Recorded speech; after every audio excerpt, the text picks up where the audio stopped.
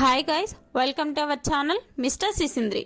Big Boss Telugu season 8 14 మంది కంటెస్టెంట్స్తో అట్టహాసంగా ప్రారంభమై అప్పుడే తొలి వారాన్ని పూర్తి చేసుకుంది.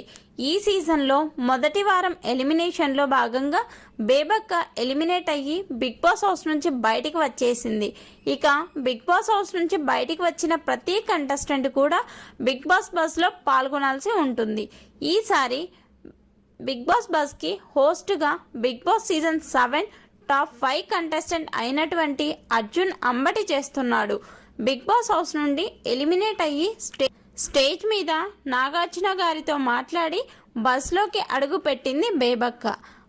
ఇక విష్ణుప్రియ గురించి మాట్లాడుతూ, విష్ణుప్రియ మంచి అమ్మాయే, ఆ అమ్మాయి చిన్నప్పటి నుండి అలాగే ఉన్నది, అలాగే మాట్లాడుతుంది, కానీ మనం ఎక్కడ ఉన్నామో అనేది గ్రహించి మాట్లాడాలి.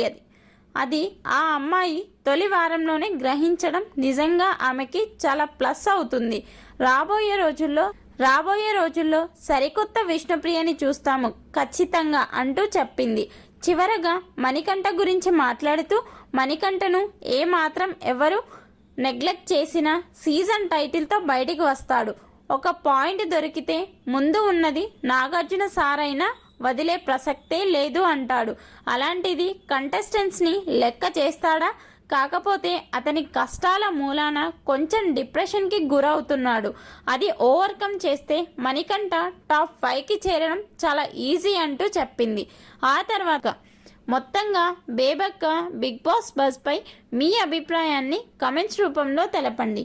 అలాగే మన ఛానల్ను సబ్స్క్రైబ్ చేసుకోండి.